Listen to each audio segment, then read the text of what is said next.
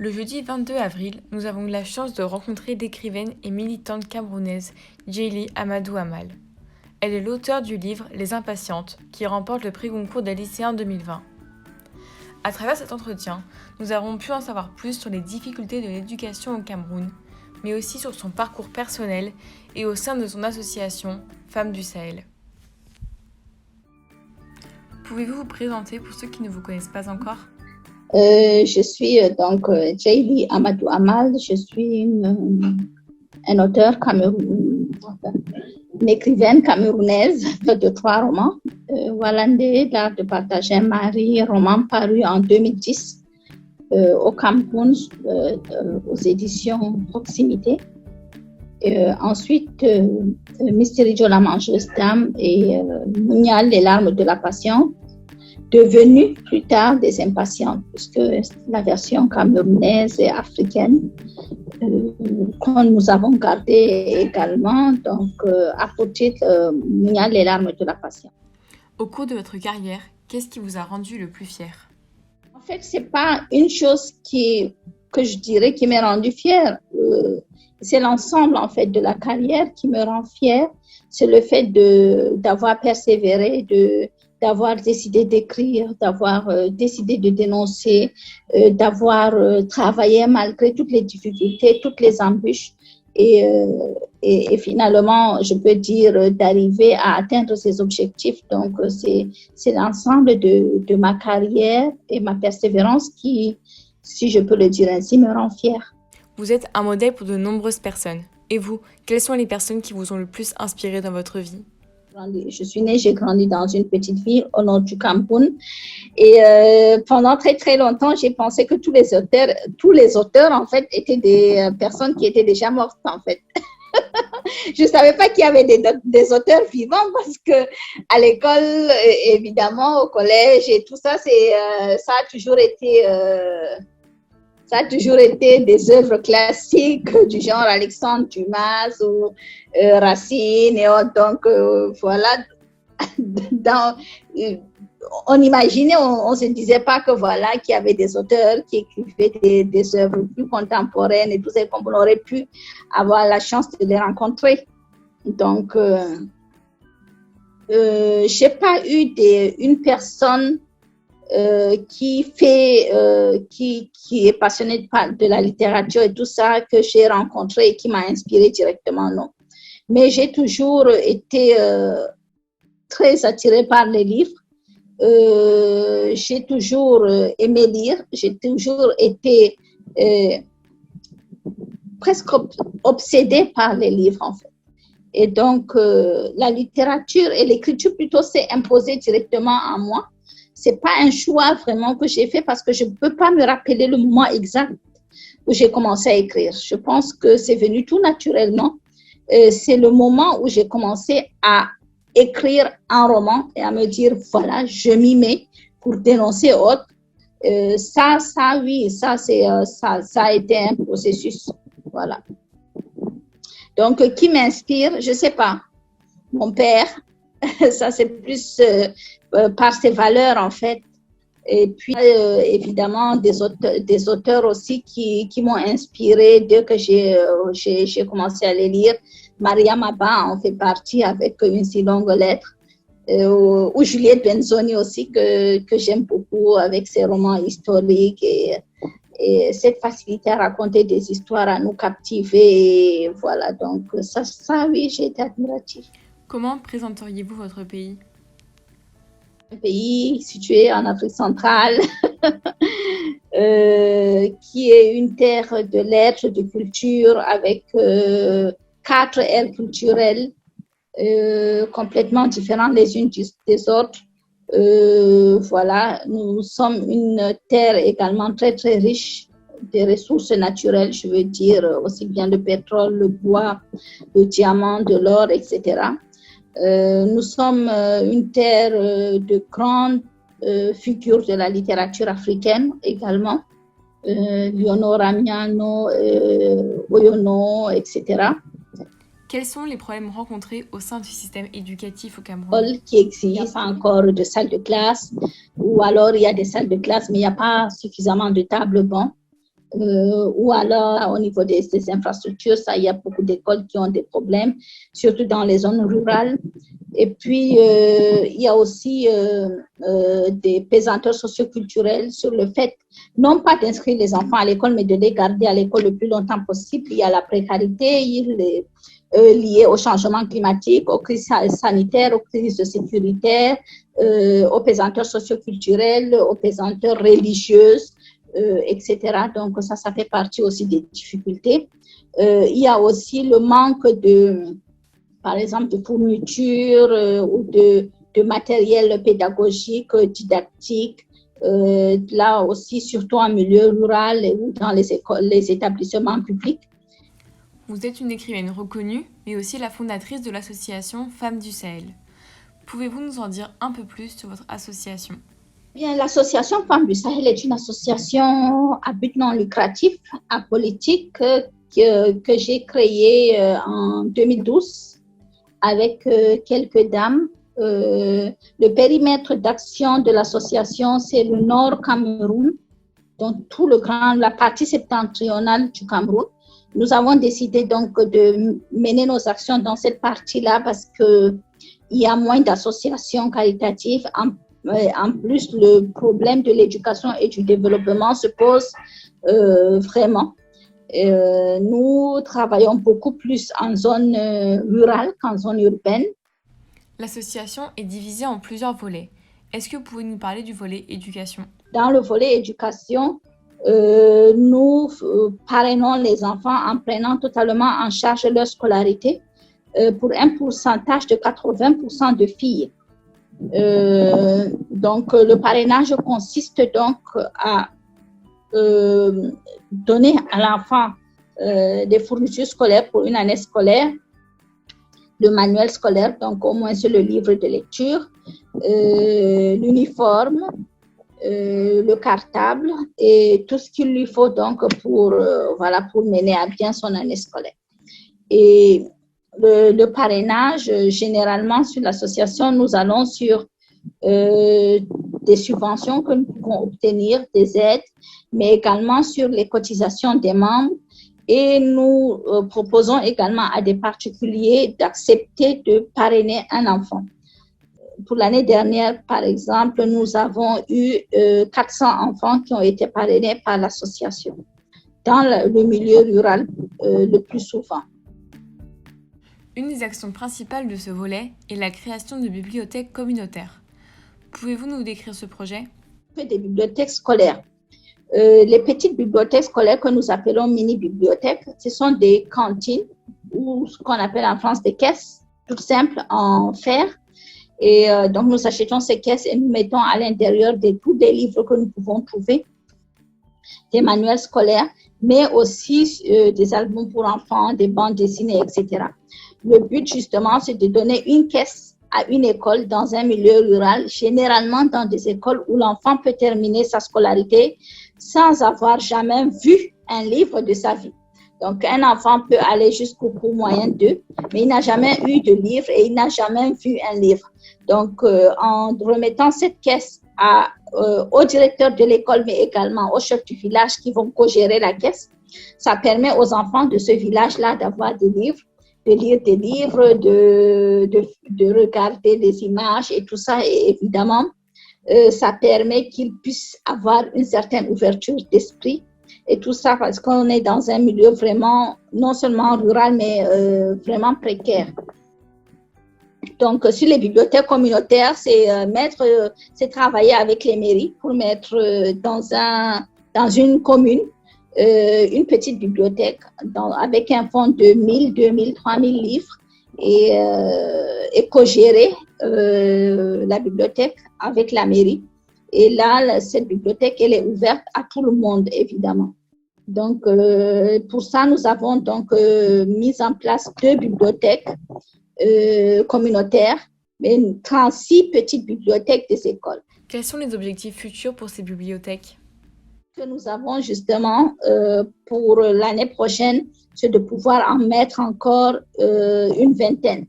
Là, nous avons déjà obtenu les livres qui nous ont été envoyés par une association française Mais nous recherchons des financements pour pouvoir acheter les caisses et également les manuels scolaires pour pouvoir remettre cette activité, continuer avec cette activité et fournir des petites bibliothèques comme ça dans pratiquement tous les villages. Notre objectif, c'est de pouvoir mettre comme ça dans tous les villages du Nord Cambo.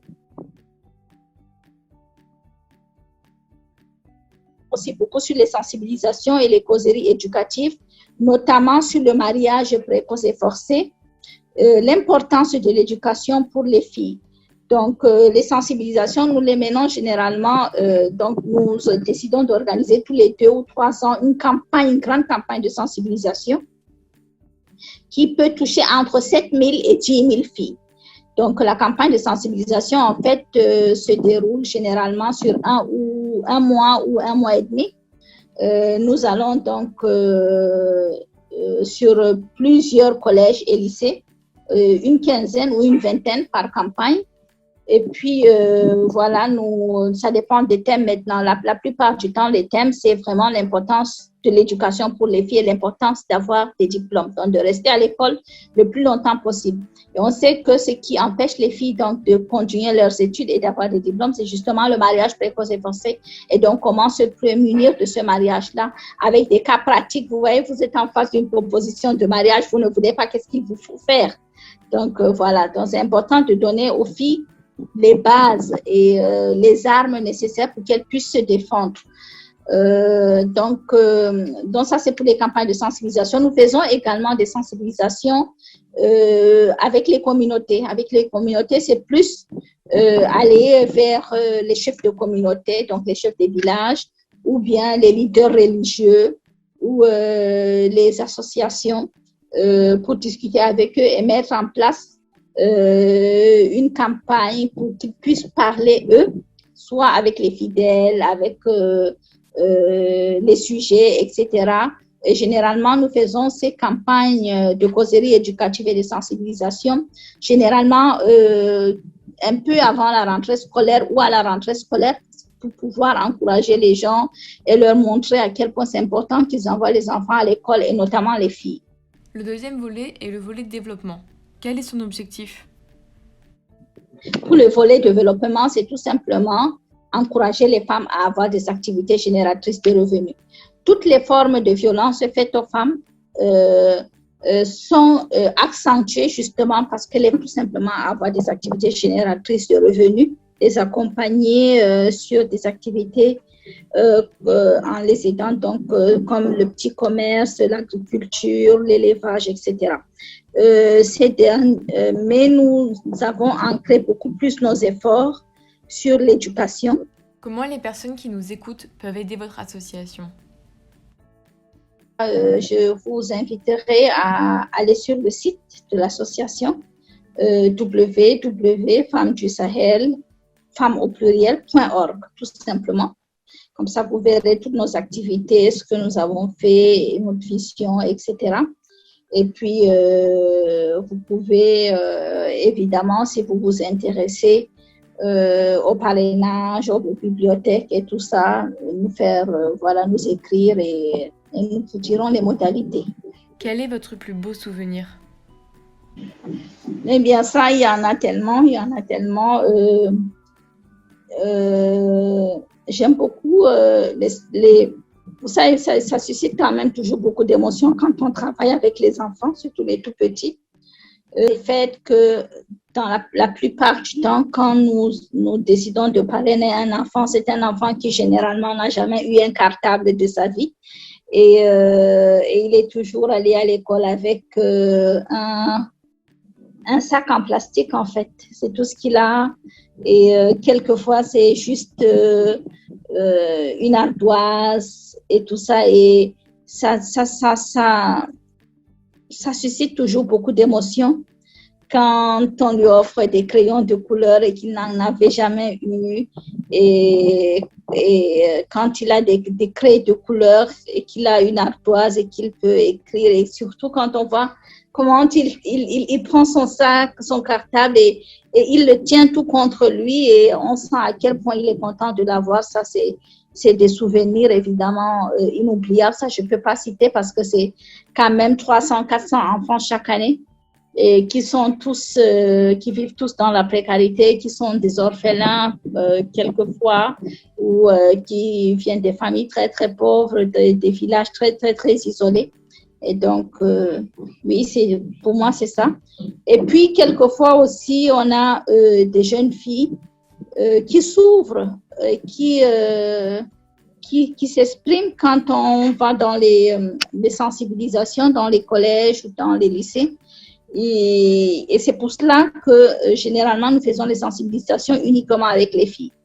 Parce que quand il y a les garçons, elles ne s'expriment pas. Mais quand elles sont seules, en fait, elles arrivent à s'exprimer. Et c'est bien de voir que quand elles suivent la sensibilisation jusqu'au bout, en fait, la parole se libère quelque part et elles n'hésitent pas, elles racontent, voilà, j'ai une proposition ou bien je suis harcelée carrément pour que je puisse me marier, mais je n'ai pas envie et tout. Et puis, le souvenir qui m'a le plus ému, c'est que j'ai donné une grande campagne et c'était la première campagne que je faisais d'ailleurs, ça doit être en 2017. Et lors de cette campagne, donc, il y avait le lycée de mes filles. Parce que j'ai 2 filles. Et quand je suis partie, que j'ai quitté leur père pour me trouver, pour fuir la violence, pour commencer à écrire, pour dénoncer et surtout pour pouvoir les protéger du mariage précoce et forcé. Parce que si je ne partais pas, elles allaient vivre ça. En fait, pour moi, c'était l'occasion vraiment non seulement de leur montrer ce que je fais, mais également l'occasion de leur dire pourquoi. Parce que là, elles étaient capables de comprendre, de l'entendre et de le comprendre et de savoir, voilà, pourquoi et ces conseils que je leur donne et tout ça. Et là, il y avait la meilleure amie de ma fille qui s'était mise à pleurer. Elle sanglotait carrément et là, on a dû la calmer et tout. Et après, elle m'a dit, en fait, ma mère est partie et je ne lui ai jamais pardonné. Mais maintenant, en fait, elle est partie parce que justement, mon père l'oppressait et elle a toujours empêché de travailler et tout ça. Et là, maintenant, avec ces sensibilisations, je comprends enfin pourquoi elle est partie et c'est parce qu'elle-même finalement qu'elle est partie et c'est pour me protéger. Donc j'étais aussi à la place de cette femme qui est partie c'est mon histoire et c'est l'histoire de mes filles aussi et donc ça c'est des émotions que j'ai vécues mais c'est vraiment au niveau personnel. Quel message voudrez-vous faire passer à toutes les filles qui nous écoutent?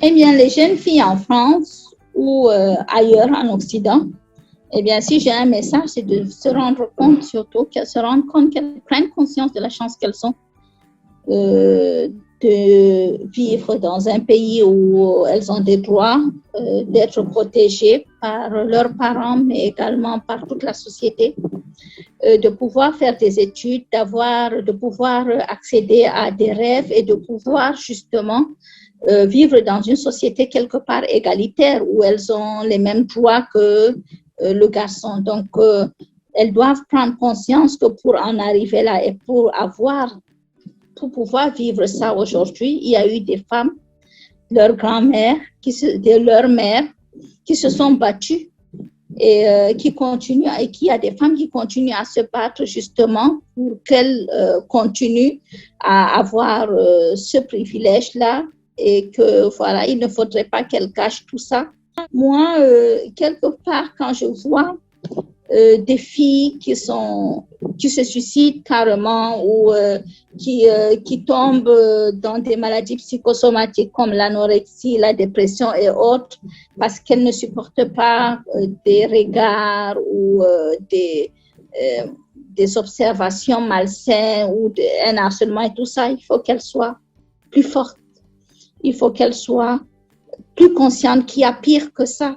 et que quelque part dans le monde, il y a des filles qui sont mariées à 12 ans, il y a des filles qui ne sont jamais inscrites à l'école, il y a des filles à qui on demande tout simplement d'arrêter tout et d'être tout simplement des esclaves domestiques et tout ça, que quelque part, il y a des endroits où il y a la guerre, il y a la précarité, il y a la sécheresse, on ne mange pas à faim et tout ça.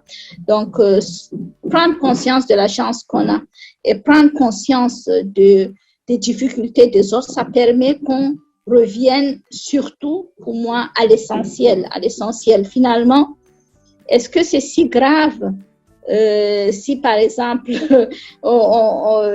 les autres ou le regard des autres qui vont nous dire tu es trop maigre, tu es trop grosse, tu es trop grande, tu es trop petite et tout ça, finalement, c'est pas si important. Et puis, si ces filles ont la chance de pouvoir continuer leurs études, faire les études qu'elles ont envie de faire. Parce que là, nous, on est dans des lycées quelquefois où on va dire aux filles, la série C, scientifique, c'est pas pour les filles.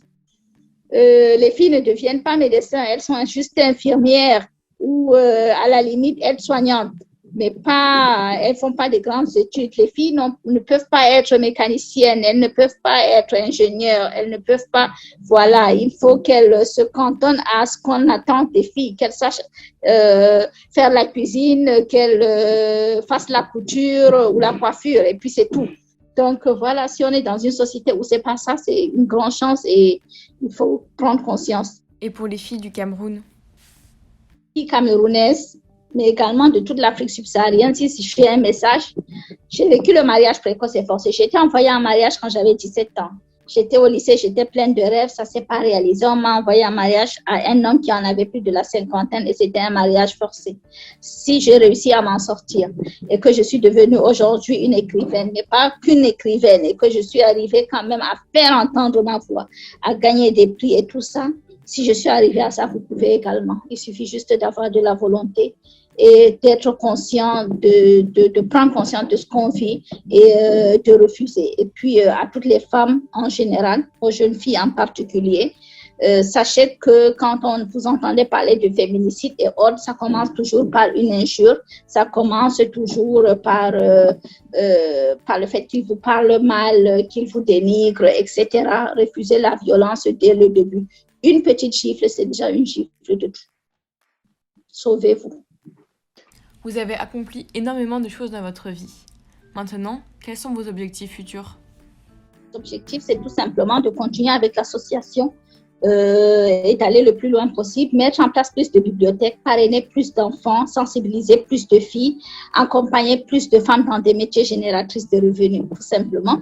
En tant qu'écrivaine, l'objectif serait d'écrire évidemment d'autres livres qui vont plaire au public, qui vont dénoncer et qui vont toujours aller dans le sens de ce que j'écris déjà. Donc, parler des femmes, parler de la condition des femmes et des difficultés qu'elles rencontrent. Et prendre ce temps-là pour écrire et continuer à sensibiliser et tout ça. Et puis, en tant que maman, je peux aussi avoir des rêves, c'est que tout simplement que mes enfants puissent se réaliser et qu'ils puissent être heureux, tout simplement. Un mot pour la fin? Donc, non seulement je vous encourage, mais voilà, je suis, je suis vraiment très, très fière de vous tous.